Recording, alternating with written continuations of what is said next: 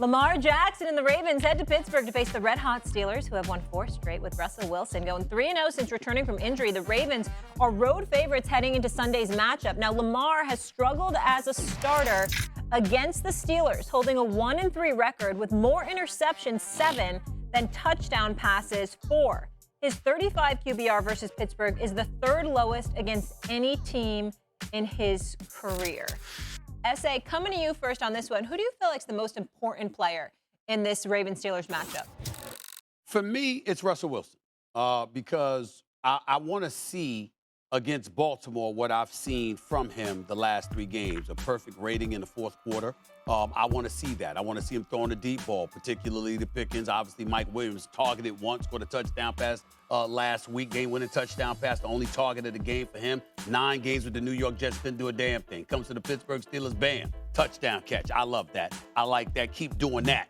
And I know that they're 7-0 with Jalen Warren since he's been back. When he's in the lineup, they're 7-0 with him in the backfield with Najee Harris. They're 0-2 when he hasn't played. All of those things are important. And, of course, their defense. But it comes down to Russell Wilson. When you got Lamar Jackson and Derrick Henry on the other side of the field playing offense for the Baltimore Ravens, and you know them brothers have the capability of putting up some points, you're Russell Wilson, you're going to have to show up in a game like this. And you can't wait until just the 4th quarter to do it. You're going to have consistently across the board for a vast majority anyway of the 4 quarters, you're going to have to perform, and you're going to have to perform at a big-time level in order for the Pittsburgh Steelers to win a game like this. And I'm hoping that he will, but that's why I say Russell Wilson with this particular question. For me, it's George Pickens. If you go back and watch that game from Thursday night and see what Jamar Chase was able to do to exploit that secondary of the Baltimore Ravens, it has to be George Pickens. Russell Wilson depends on George Pickens in a way that we don't normally see quarterbacks depend on guys down the field. If he has one-on-one, he's getting an opportunity. If he has one-on-one, it's not a 50-50 ball. It's 80-20 towards George Pickens. And you're playing against the team that gives up the most 20-plus yard passes in all of the league. We saw Joe Burrow and Jamar Chase absolutely annihilate the Baltimore Ravens twice this season, and they used the big play to do it. I think that's exactly the way the Pittsburgh Steelers are going to approach this game. You expect Lamar Jackson to be able to move the ball, even though he struggled against the Pittsburgh Steelers, even though we saw the Pittsburgh Steelers defense use a little bit of the strategy they've learned from playing Lamar against Jaden Daniels to make things difficult on him. I expect Lamar to play well. I expect George Pickens to have a day. I think it's going to be one of those 150 yards, 2 touchdown days, and it's going to be one of those games where you're going to ask him to make a play late in the game, and he's going to have to come up big for you. If George Pickens has a day, that's the sort of performance that allows the Pittsburgh Steelers to stand alone as the AFC North leaders, and I think that's what we're going to get this weekend. For everything that RC just laid out is why I think that the most important player in this game is Kyle Hamilton. I want to do some role playing with Cam Newton because he's a former MVP quarterback. I come to you before a game, Cam, and I tell you you're going to play the worst pass defense in the NFL. You're licking your chops, right? I tell you you're going to play a team that's allowing a staggering 47 completions of 20 or more yards. I'm telling you you're going to face a secondary that's given up more passing yards than that franchise has seen in 24 years. What are you doing? You are salivating at that prospect, correct? Which is why Kyle Hamilton is so incredibly important for that Ravens secondary. He's got the 2nd most tackles on the team, 2nd most passes defensed. He is the absolute highest graded defensive player that they have. He is their captain, and yes, he is banged up. It looks like he may be able to go. He finally returned to practice on Thursday, but for all of the reasons that RC just said and for all of the reasons that Stephen A just laid out, the most important person in trying to contain some of that explosiveness we've seen from this Steelers offense is going to be Kyle Hamilton. We've seen what we've seen from the Ravens, and it is what it is. I think the amount of disrespect that's shown in this take, and we're not mentioning the Lamar Jackson. As long as Lamar Jackson is on your team, as long as Lamar Jackson is on this football field, as long as Lamar Jackson is playing, he is the most important person on the team. In the game, because he has that can just make a whole stadium jaw drop.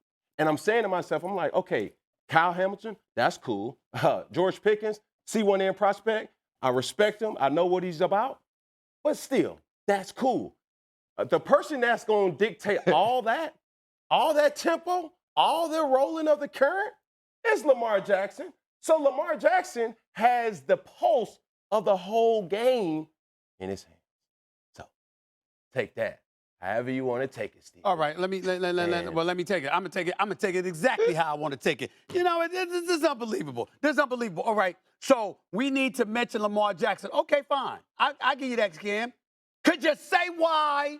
Because you left out the most important reason why, Cam. Okay, that is because he's 1-3 against the Pittsburgh Steelers, against the Kansas City Chiefs, specifically Patrick Mahomes. He's 1-5 against everybody else in the NFL. The brother's 65-18.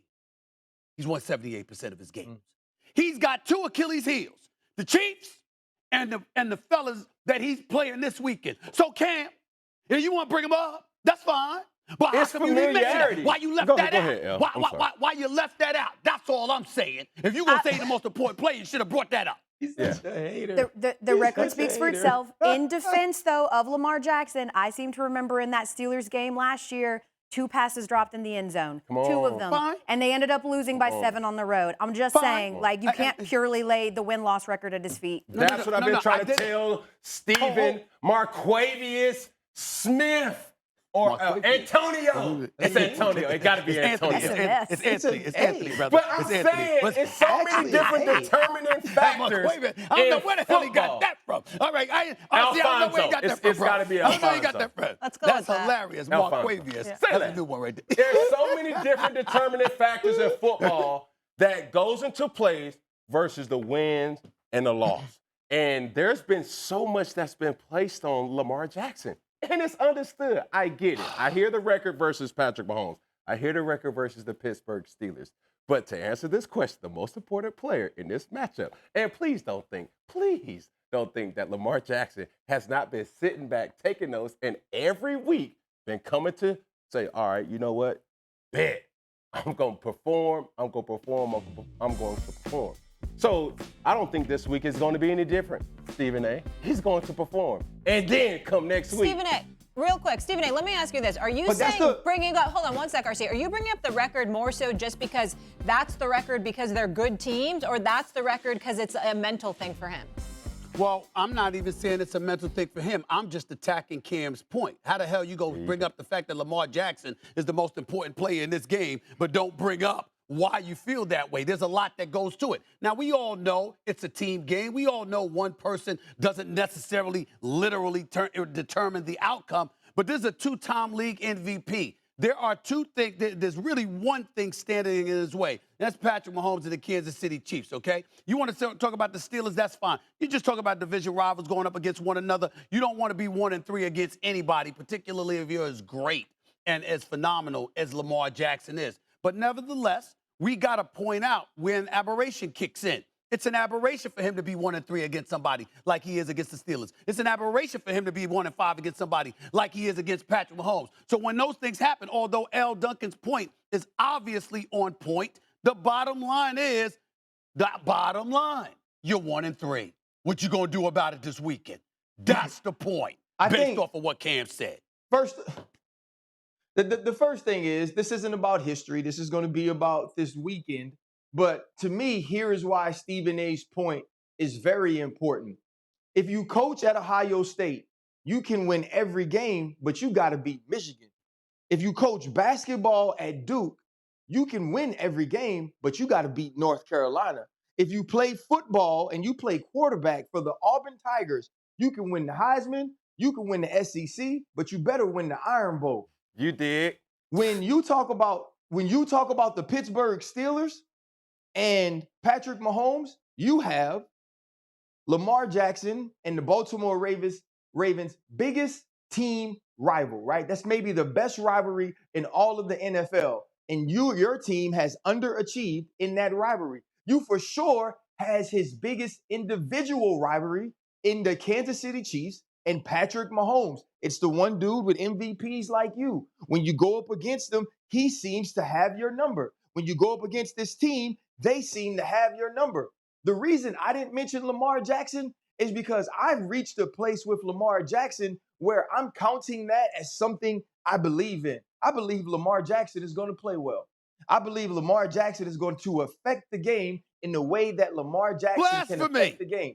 That's why the other people are important. What George Pickens does puts Lamar Jackson in a situation where we got to see him go be the guy, not put up the numbers, not find a way to be great statistically, but like we said about Patrick Mahomes earlier, make the plays when they count the most. That's the only knock that we have on Lamar Jackson, and that's why we got to see that from him this week. I know y'all might be a little bit confused right now, but that person that just finished talking for about 3 minutes is a former player for the Pittsburgh Steelers and a champion for the Pittsburgh Steelers. Lamar Jackson against the Steelers. 59% completion percentage, 4 touchdowns, 10 interceptions, but you gonna sit there with a straight face and tell the American public, RC, oh, I know he's gonna play good. That's a given. I know he's gonna play good. It hasn't been a given against the Pittsburgh Steelers. It has not been a given against the Pittsburgh Steelers. Is that not a fact? Has it been a given against the Pittsburgh Steelers? Have we not seen Lamar Jackson? I'm talking about 2024 Lamar. Hold on, wait a minute. If you sitting up there, right, and you haven't performed against a particular team, how am I to assume you suddenly gonna perform well against a particular team? Come on, man. RC, you laid out all the great rivalries and how you're supposed to have to beat these teams in order to. I'd be willing to bet that Ravens fans would lose to the Steelers every single game for the next 10 years if it meant that this Ravens team would win a Super Bowl this year. And the reason that the defense, and in particular Kyle Hamilton, is so important is because we already know how good this Ravens offense is. They are the #1 offense.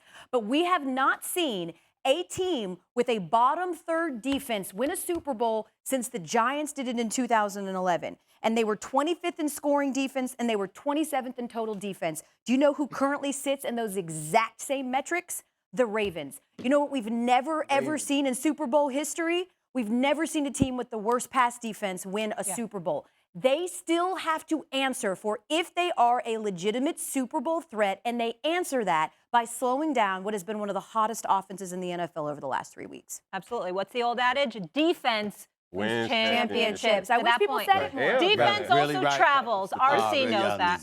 RC travels too. Y'all need to stop. I'm going to break, Stephen By the way, Elle, you need to the stop. Ravens have lost the 2 last place teams this year. You know that, right?